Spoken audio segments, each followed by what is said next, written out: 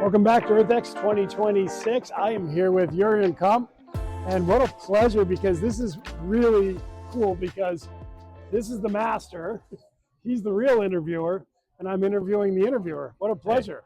Hey. Well, let's reverse the roles. That's always good. It is. Yeah. Yeah, so tell me, first of all, let's just frame it for the listeners so they get to know what I'm talking about. What are you doing here, and tell me who you are, like, on that side.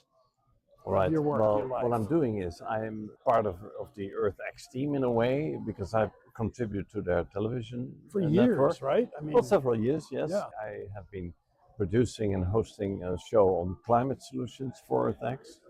We're now talking about a news program that we hopefully are going to produce. So that's that part. And the other part of me is that I have been in my mission as a journalist has been solutions for people on planet for some 25 years. So, wow. And I originally came from the Netherlands, where I was born and raised and went to school and all that. And now I'm based in California. When did you get over to the States? 2 years ago. Wow. Yeah. Where in California are you? In Santa Barbara. Nice. Yeah. Originally I went to the Bay Area. But as you know, from the Netherlands in Europe, when you go more south, it gets better. Yes. Warmer and warmer. So keep going south. Keep heading south. Yes. Yeah. Reminds me. Head south, young man, right? So yes, exactly. I've been doing the same thing. Yeah. My life. Yeah. I'm in Tampa now, and I went way south before. I lived in the Virgin Islands for a while. And then came back a little bit. So tell me, when you were in the Netherlands, when did you start to feel like this was your work? Like your passion? When did you start to like really get that moment of like sparks? This is actually a story I can tell you. So I'd love to hear it. Started as a journalist, worked for probably the leading paper in the country in the Netherlands, and I was for them a correspondent in India. Mm-hmm. And I was for 5 years in India, but as the Netherlands is a small country, these media, the papers, all that are also small. Because when you become a correspondent, a little bit further away, not in Netherlands, India, right? Yeah. So and then you need to combine. So I worked also for television there, of course for my newspaper, for television and radio. Yes, but I was partially freelance. So that matters, because I learned that every time a bomb went off in my area, and that happened often because my area was India, Pakistan, Bangladesh, Afghanistan at the time, Nepal, Sri Lanka. There was all one area for me that I was covering. So there was lots of bombs going off. And my income, my revenue was better in the month, the more bombs went off. Why? Because they would call me more often to report. Okay, so you were independent, you were reporting on the incident. Partially, yes. Okay. So what I'm trying to get at is that the bad news was feeding me. And I thought that's wrong. Right. I should not, because I'm not interested in bombs going off. The attention was what media got and made money on. Yes. And that usually is often negative attention, which we know now in the information or attention economy today, that's what social media has hijacked, right? Yes. Is the limbic system of all of the fear for energy and attention. Yeah. And that's what you were realizing way back then. What year was that? That was in the late 80s. Wow. And I decided there has to be a magazine focused on the positive stuff. A magazine focused on solutions for people on the planet. And how old were you then, about? Yeah, I was in 20s late 30s, I guess. 30s? Yeah. Okay, yeah, nice. And I started that and thinking, okay, well, I'll do that. And then I realized, doing a magazine Dutch, who reads that? And my stories were from all over the world, so I needed to do it in English. And once again, you found yourself being a very small fish in a very large pond, right? Yes. And so that got me on this journey, that the realization that the focus in the news, and nowadays you mentioned social media, my concern, problem, if you like, with social media is that I was trained as a journalist, which means that there were older guys in the room, and of course women too, who would tell me, hey, Jurriaan, this is all great, but did you check that fact? That is not just give me another source. I was constantly trained to report the best possible way. Right. Now you have the level of rigor. Yes. Because people understand that conceptually. You were living it. But tell the listeners for a moment, because I don't want to skim over that. There was actually a time when reporters and journalists had deep rigor in information, right? It was all about trying to find the right information, not information that would sell. But right? The point. Am I right on that? You're totally right on Okay. that. But there are still news organizations that work like that. I mean, There are. There, of course. What do you think? The papers like the New York Times, the Guardian in the UK, the BBC, the Wall Street Journal. These are all papers that are with journalists on staff who are trained like I was trained. They have attorneys in the newsroom to make sure that they don't publish things that they can't stand for. Right. So, but that real media, what I call that, is competing with something quick dopamine hits. Yeah, and somebody says something, and and then somebody else will say, "I just heard on the news." No, you didn't hear it. You read on social media, which is a completely different thing. Oh my God, that must just be like fingers on a fingernails on a blackboard for a professional journalist to hear somebody say, "I just heard it on the news," and it was a dopamine hit, and AI developed. And here I am, defending these mainstream media that for a long time I was attacking because I was arguing, listen, New York Times, you're always focusing on the negative. And there's so much more going on in the world. We need to balance that. So you were fighting the negative, although the negative had the rigor and honesty. Yeah. But it was still negative because it sold. Yeah. But the end result was still negative. Yes. And now we have the problem that anything is news, and we still have the negative, and so you can't win. So why are you still doing this? In this today's media world, we're bringing everything down. But it's really a hard challenge, though, isn't it? And the problem now is, of course, that ultimately one of the interesting stories I thought is that we had a big divide in the United States during the COVID times. A big divide in the United States during COVID. Yeah.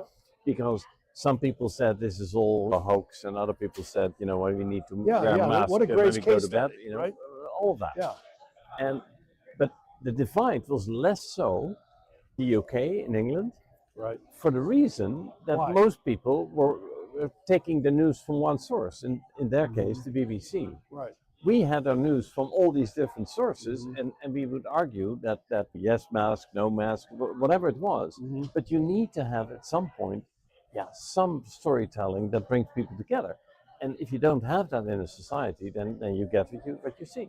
So I missed it because you got one source. Was that a good or a bad thing? Well, I think it's a good thing because at some point... Where's the controversy if they're being... So let's call it out. I mean, this is me talking to the master here. You've got, in this case, I know it's not really one source, but let's just say one source to keep it simple. And in many cases, a lot of very small, few amount of corporations own a very large amount of media, one source. But then that one source has its risks as well, right? Of course. No, but that's why it shouldn't be one source. But what you have here in the United States is that the sources that deserve credibility and authority, I would argue that is the Wall Street Journal, that is the New York Times, that would be the Atlanta Constitution. I mean, the real old news media, outlets. Little story. Can I tell you a little story? Yeah. It's my only experience. A whole bunch of years ago, I'm known as the Shaman of Wall Street, and I was given that name by the Washington Post. So I was on the cover of the magazine, and they wrote a few articles on me, did a big layout on me. So I got to experience as a pretty edgy thing, like who's this dude that thinks he's this shaman guy? There's a backstory behind it, but I got to experience a first-class journalist. Her name I'll never forget is Laura Blumenfeld, if you hear this. And she used to do international studies, all sorts of stuff like that. First class. So I got to experience what you're talking about is the rigor all the way up. And this was like, I had cameras following me for weeks, and all the way up to the night or 2 nights before the release. Laura calls me. Laura, I hope you wouldn't mind me saying this. She goes, okay, is there anything now, because they had done all the back checks on me, because it was a pretty edgy thing for the Washington Post to do. Is there anything you haven't told me? And she's basically saying, because I'm screwed, if you lied to me somewhere and I haven't found anything, you tell me right now that there's nothing that I missed or I need to know. And I said, Laura, as you see what you get, what you see. And they went with it. But I got you, that's what you're talking about. Well, that's what I'm talking about. And the problem is that if you live in a country where the mainstream news sources are demonized as it is today, Yeah. people will say the New York Times is left wing and you can't read that. And same thing on the other side. Yeah, that of course they have different perspectives, and that's fine. But there is rigor on all sides, and that is gone. That it's just the idea, the respect for the rigor of the work. Just like the rigor that happened even when you were chasing bombs. Yeah. It was rigor, it just happened to be bad news, but Yes. at least there was At rigor. least there was rigor, Yeah. and there was fact check, and there was hey, Fascinating. you were wrong, you need to correct that, and all of that. Okay, so you're in all of you, I talk about it, the wisdom advantage, the age of AI, and now we're talking to a whole nother level of rigor. There, on Thursday, I won't name the company, but we're probably going to be doing some work with them, and they're going to be creating a digital twin of me. But that's just a layup as to the ability for technology to be able to recreate visually now as well as voices that are going to be entirely almost not being able to tell the difference. So there's a lot of companies that we work with that do little micro digital stamps and media. We've looked at a lot of that technology to try to verify what's real, what's not. How you think it's bad now? It's how are we going to manage the future with information? What do we do? You've got so much knowledge. Well, I think the interesting thing about the whole AI development is that there's also a good thing. It's not all bad. Of course, it's not all bad. And we've been through this so often in human history that there's this new development, and everybody says, "Oh, this is the end of the world. This is the end of the world." And you can go through history, and there are dozens of examples like that. And so now the new enemy for many of us is AI. I'm not saying that these changes don't come with disruption, for instance, in terms of employment and all that, and it can be severe. So I'm not in any way saying we should ignore that. But at the same time, I do want to trust that we as human beings advance and that we become more conscious. And that, by the way, is one of your things that you work on. Increased consciousness will also help to deal with these technological challenges. That lower energy of competing and me first and power hungry. Yeah. You can misuse all of that. Yeah, of course. That's not going to change. It's human nature. But that's the point. In the Industrial Revolution, they also misused the systems. Of course. But it it's brought just us the somewhere. Scale now that people get worried about. But what I love what you're saying is that and this is the wisdom advantage. And this is the part that machines can never replace. Yeah. Is the perspective that you're bringing into this. Yeah. It's like we've had enemies all over time, and yes, each one of them seems like it's the biggest thing and it's scaling. Yeah. What brings, because I was feeling some beautiful little spices in you of your love of humanity and your trust in humanity. And about, we've been through this before and we will be able to make this work. Well, the bottom line is, do you believe people are good or not? Right. And I do believe that people are good. Me too. And I do think that our systems are not always perfect, to say the least. The systems we built create behavior that is not healthy, but there are ways to change the system because systems are human made. That's not the same thing as the weather, right? The weather we can't influence, or actually we do, but more or less it's out of our control, right? So, but things like day and night, they happen. We can't change that. But the systems we built, whether we have a democracy A, B, C, or D, whether we have a capitalist system that is A, B, C, D, or there are versions, right? Interest rates are things that we manipulate. This is a human thing. That is not nature. Nature doesn't create interest. So all of these things, you can make different systems. You can say, okay, well, if we lower the tax here and tax that, we get different outcomes. So we can drive towards better behavior. The systems, I believe, are the problems, not the people.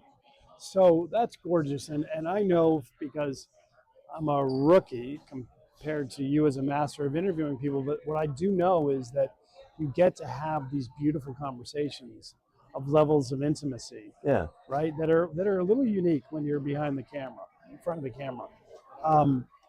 And so from all your interviews, and I can't imagine how many you have done, and all your journalism, what would you tell people that you have learned from all of that you'd like people to know? Well, obviously there's so many answers to that, but I know the answer that really is part of this moment in this conversation.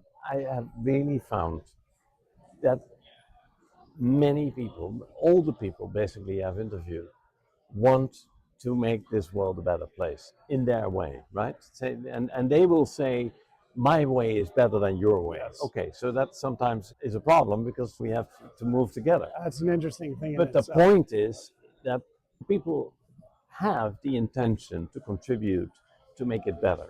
The fun thing about human beings is if you compare us with the rest of the animal kingdom, right?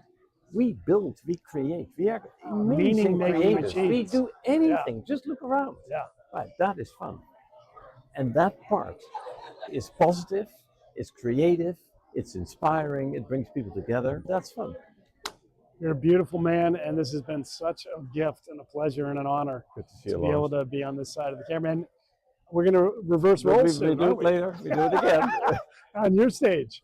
I love it. Thank you again for really being a light and a real beacon in a world that is very noisy, and keeping that gift. I'd love to give you a copy, sign a copy of my book that's out, which you will find you probably could have written. It is about the arc of humanity, and I look forward to reading it. Thank you. Yeah. Thank you very much. Yeah, you're welcome.